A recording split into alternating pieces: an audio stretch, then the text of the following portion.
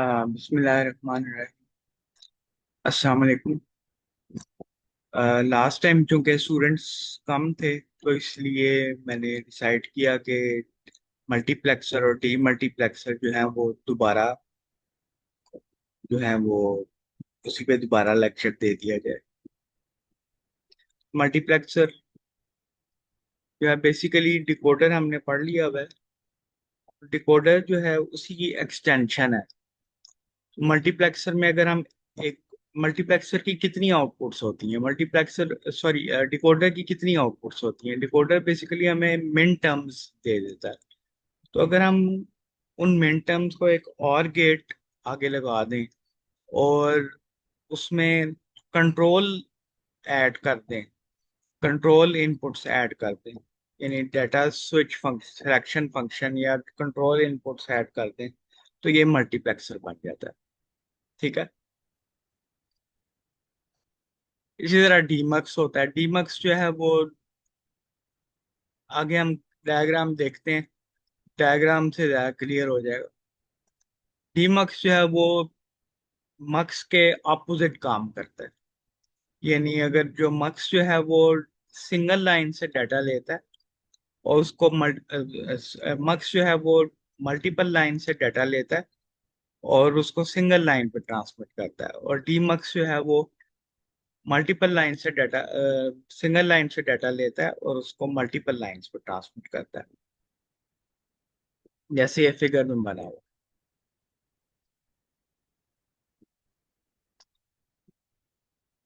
यहाँ पे देखें, यहाँ पे क्या आएगा, मक्स आएगा या डीमक्स आएगा।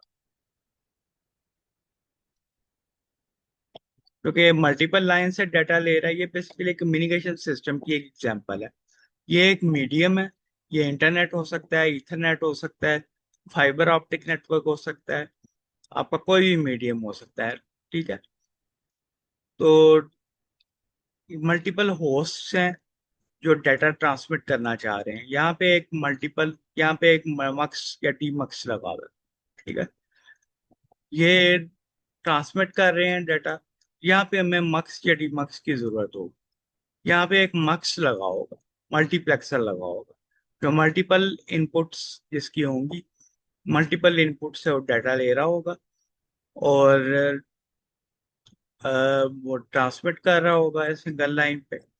इसी तरह यहाँ पे एक डीमक्स लगा होगा, डीमल्टीप्लेक्सर, वो सिंगल लाइन से डाटा ले रहा होगा और मल्टीपल लाइंस पे ट्रांसमिट कर रहा होगा, अगेन होस्ट पे वो डाटा जा रहा होगा। ठीक है। इसी को यहाँ पे टाइमिंग वेवफॉर्म में डिस्क्राइब किया हुआ है। यहाँ पे आपने लैब में इसको आपने किया होगा कि फंक्शन जनरेटर या सिग्नल जनरेटर, इसकी फ्रिक्वेंसी ज्यादा है, इसकी फ्रिक्वेंसी कम है, इसकी फ्रिक्वेंसी बहुत कम है। तो डिफरेंट जब फ्रिक्वेंसी की वेवफॉर्म्स हमने ट्रांसमिट करनी हो तो वो उसके लिए हम मक्स और डीमक्स यूज करते हैं। ठीक है। इससे रिलेटेड जो है वो शॉर्ट क्वेश्चन आ सकता है एग्जाम में कि मक्स और डीमक्स की एप्लीकेशन जो है वो डिफरेंट एप्लीकेशंस पूछी जा सकती हैं, या इससे रिलेटेड क्वेश्चन आ सकता है। ठीक है। तो इसको इस तरह ट्रांसमिट कर सकते हैं।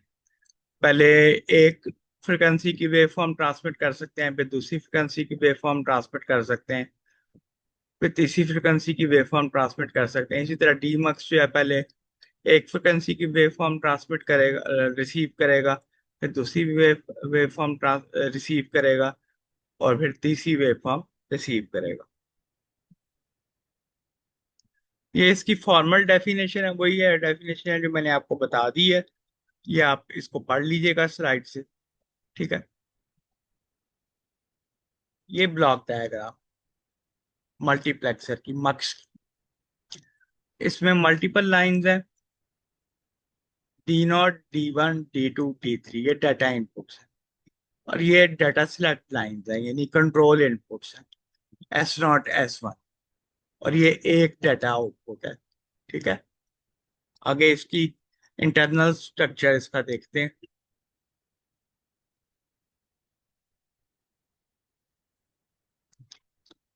पहले इसका देखते हैं कि ये काम कैसे करता है।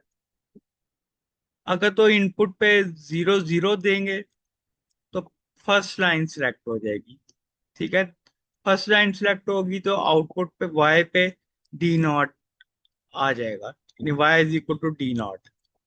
अगर इन अगर S0 S1 पे 0 1 देंगे तो D1 सिलेक्ट हो जाएगी, यानी वाई पे D1 आ जाएगा। अगर S0 S1 पे 1 0 देंगे तो D2 पे y is equal to D2 आ जाएगा। ठीक है, इसी तरह S0 S1 पे Y1 1 1 देंगे तो y is equal to D3 आ जाएगा।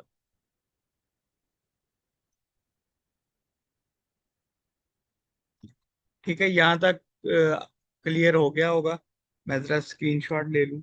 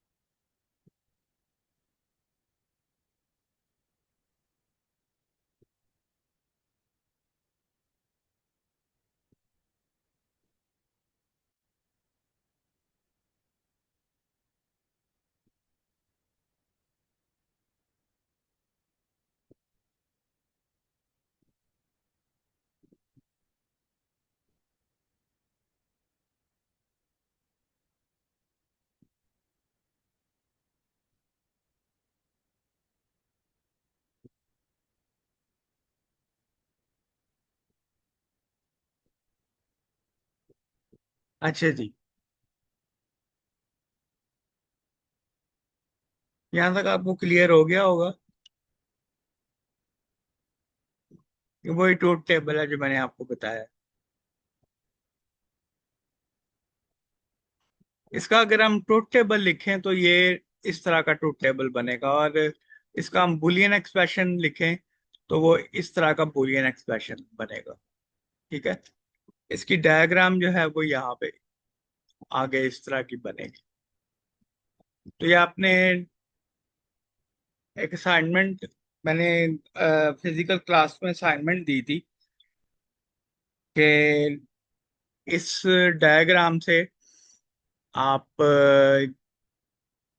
बुलियन एक्सप्रेशन लिखें। ठीक है, तो आपने ये प्रैक्टिस करनी है, इस डायग्राम से बुलियन एक्सप्रेशन वाई निकालना है आपने। ठीक है,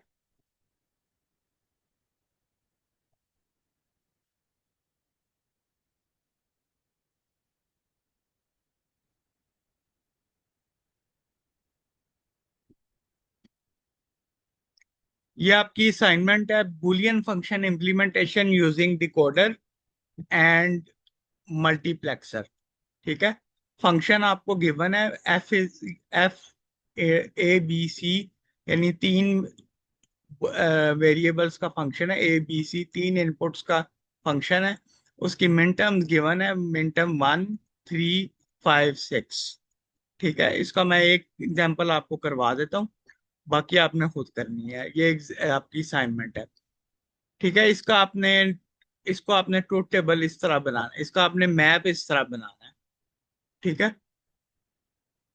सबसे पहले आपने ये करना है, कोई भी आप वेरिएबल यहाँ से चूज कर लें, एबीसी में से कोई भी वेरिएबल चूज कर लें, उसको ऊपर आप उसका कंप्लीमेंट लिख लें, नीचे उसको वेरिएबल को एज इट इज लिख लें।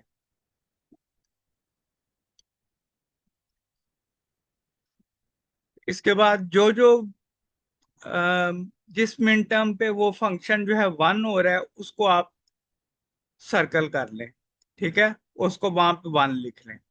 और जिस पे वो नहीं हो रहा, उसको आप क्या करें, उसको फंक्शन को उसकी वैल्यू लिख लें, यानी अगर ए आ रहा है तो उसको ए लिख लें।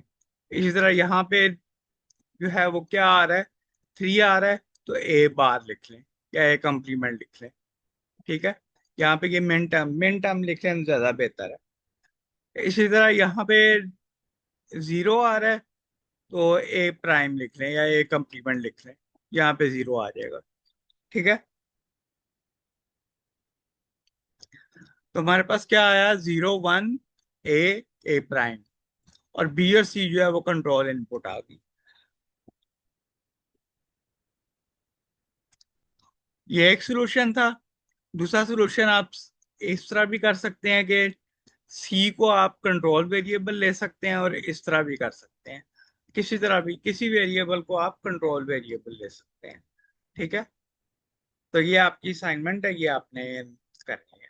ठीक है, क्वेश्चन हुआ तो आप व्हाट्सएप पे आप पूछ सकते हैं, या नेक्स्ट क्लास में आप पूछ सकते हैं। ठीक है जी,